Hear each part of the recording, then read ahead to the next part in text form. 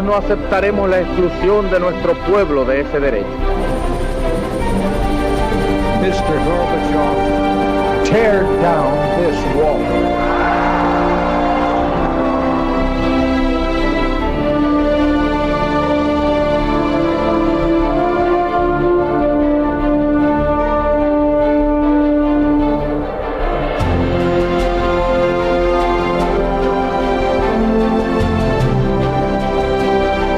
Buenas noches, señoras, caballeros, bienvenidos a Tiempos Modernos. En la cultura contemporánea hay una serie de iconos que son realmente difíciles de justificar desde el punto de vista de la realidad histórica. Héroes que mucha gente reconoce como libertadores y que sin embargo en realidad fueron simplemente criminales. Un ejemplo, Ernesto Che Guevara.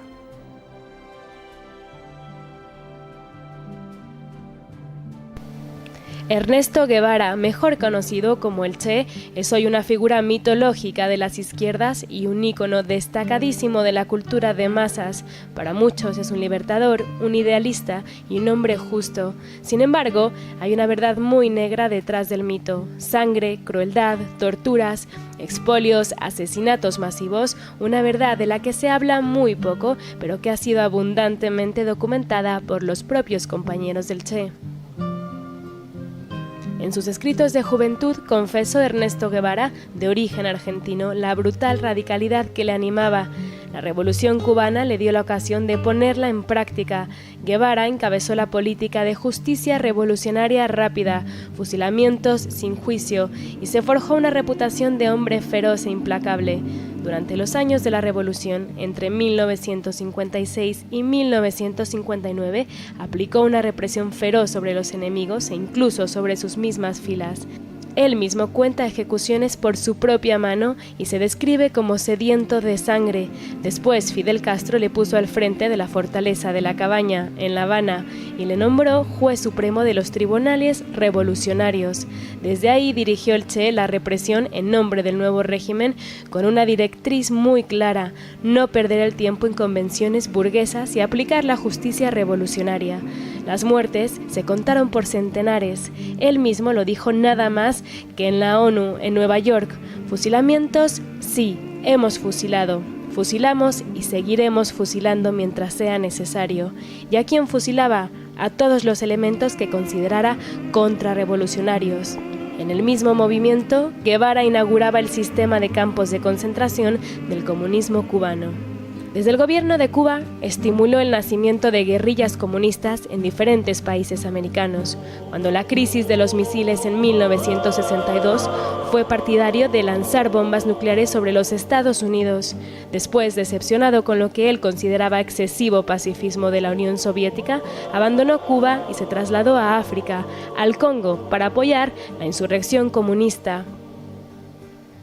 Era 1965. La experiencia fue un estrepitoso fracaso. Regresó a Cuba en secreto y preparó su siguiente golpe, Bolivia. La campaña boliviana no llegó a durar un año. En octubre de 1967, su columna fue copada por el ejército del país con apoyo de la CIA. Herido en la refriega, Ernesto Che Guevara fue capturado y ejecutado sin juicio el 9 de octubre de 1967. Ese día murió el guerrillero sanguinario y nació la leyenda. Hoy su esfinge adorna camisetas de burgueses. Hoy su efigie adorna camisetas de burgueses, efectivamente. Paul Victoria, muy buenas noches. Buenas noches. Sí. No tienes una camiseta con la efigie del Che. No, Dios me libre de llevar una camiseta del Che. A mí lo que me deja fascinada esta historia es que si todo lo que hizo el Che lo hubiera hecho un hombre bajo el régimen de Pinochet en Chile, ya no digamos de Videla en Argentina, sería evidentemente un criminal de guerra o de paz, buscado y encarcelado, si no ajusticiado. El Che, sin embargo, pasa por ser un auténtico ídolo de la justicia universal. Completamente. Si fuera por sus acciones y por sus mismas palabras, sería juzgado como un terrorista internacional por el Tribunal de La Haya. Me gustaría simplemente citar estas palabras de él que he recopilado, suyas propias. Hay que llevar la guerra hasta donde el enemigo la lleve, a su casa, a sus lugares de diversión. Hay que impedirle tener un minuto de tranquilidad, un minuto de sosiego fuera de sus cuarteles y aún dentro de los mismos, atacarlo a donde quiera que se encuentre. Suena como al terrorismo islámico, más o menos unas palabras parecidas. Yo eso lo puedo entender durante una guerra. Es decir, se trata de acabar con el enemigo, pero claro, lo portentoso del caso del Che Guevara es que esa era su forma de pensar durante la paz como gobernante. Sí, claro. Así fue cuando ganaron en Cuba y derrocaron al régimen. Fue fusilamiento tras fusilamiento diario, ¿no? Desde antes, ¿no? Él fusilaba por el placer de fusilar. Cuando sus mismos hombres le decían, oiga, pero este hombre no se sabe si es culpable o no, le decía, ante la duda, fusilen. Esas son palabras del Che. De esto hay testimonio prestado por los propios compañeros del Che Guevara en Sierra Maestra. Hay que subrayarlo. Sus propios compañeros lo dicen y le decían, pero por favor, comandante, o sea, si este hombre habrá que hacerle un juicio. No hace falta juicio. Y él mismo sacaba la pistola y ejecutaba. Es un caso muy conocido de un guerrillero campesino al que de repente acusan de pasar información al enemigo. Sus compañeros no lo ven claro, quieren evitar que le maten y el resto Che Guevara le pega un tiro, se lo pega. Y además, para dar ejemplo, que es lo que quiere que todos hagan. Otra cosa que me fascina del personaje es que todo esto que estamos contando no es una investigación que haya hecho después, yo qué sé, la CIA. No, son los testimonios de la gente que estuvo con él, primero en la guerrilla, después en el gobierno en Cuba, y que contaron todo lo que pasó y cómo era él, aún más, cosas que el propio Ernesto Che Guevara escribía en sus notas, en sus cuadernos y no sé qué. Es decir, realmente no hay misterio, simplemente se oculta. Simplemente se calla la verdad. Él mismo, lo primero que escribe así más sangrientamente es cuando él mata a la primera persona, que es en 1956, en enero. 6 días después le escribe una carta a Hilda Gadea, que era su mujer en esa época, diciéndole que ha matado a la primera persona y que ahora está vivo y con sed de más sangre.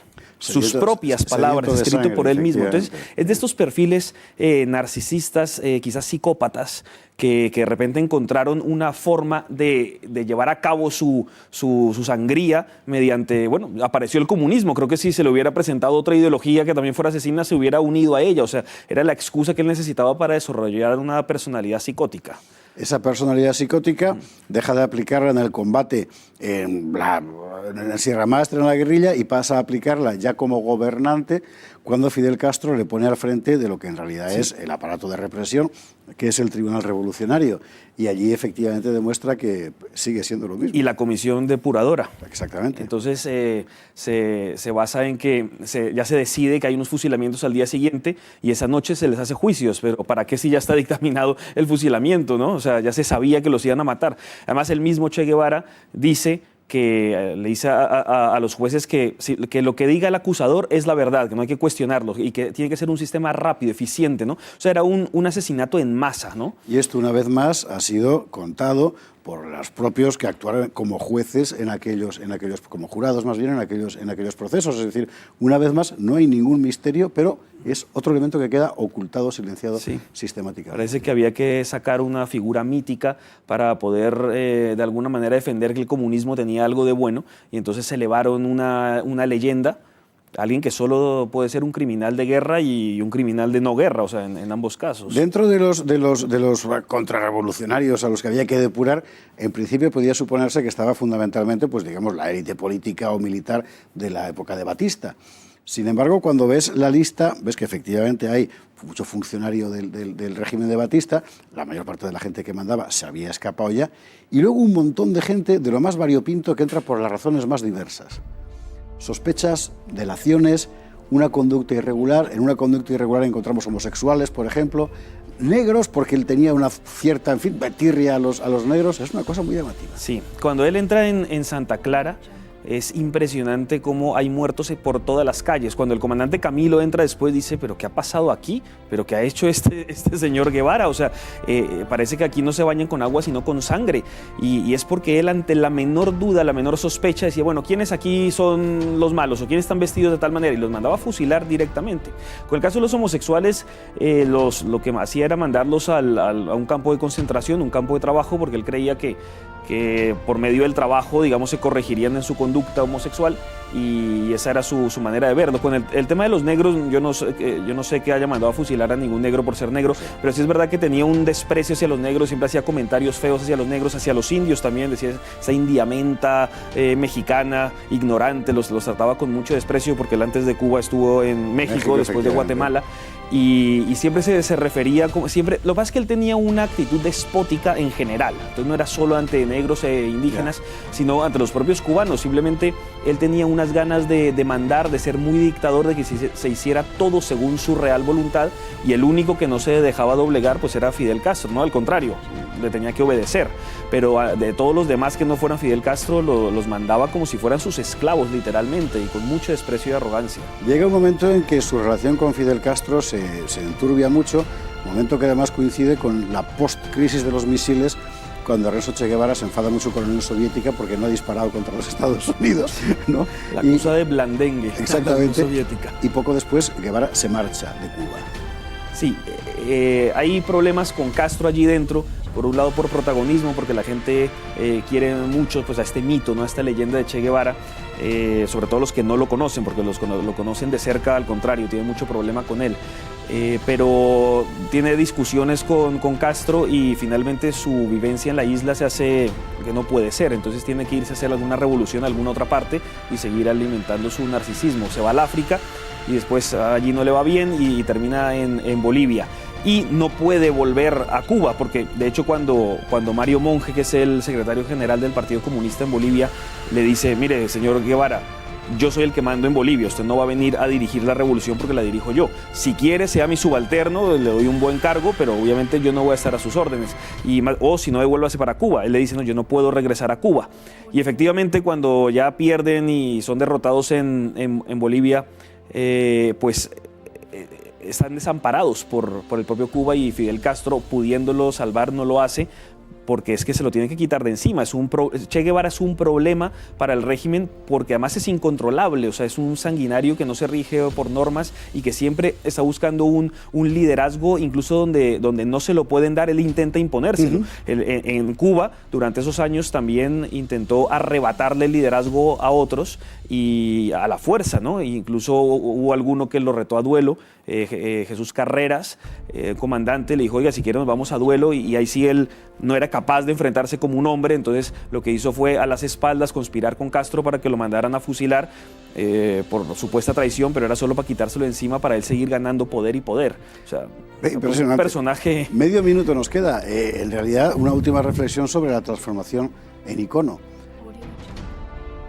Yo creo que el comunismo, al ser derrotado en tantos frentes por la misma realidad, ¿no? En economía, en política, de ser un sistema insostenible, tiene que buscar unos iconos para, digamos, justificar su existencia, de alguna manera tener unos héroes que le limpien esa mala imagen que tiene. Pero si uno profundiza en la vida de Che Guevara, no puede encontrar cómo limpiar la imagen del comunismo. Al contrario, se ve reforzada esa imagen de un comunismo totalitario, dictatorial, opresor de libertades, y es que incluso económicamente, además Che Guevara no sabía nada de economía, o sea, aunque él se creía economista.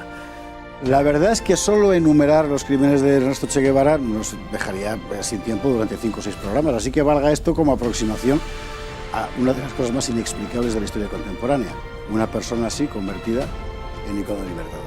Paul Victoria, muchísimas gracias. Con muchísimo gusto. Y usted y yo nos vemos el próximo día en Tiempos Modernos. Gracias.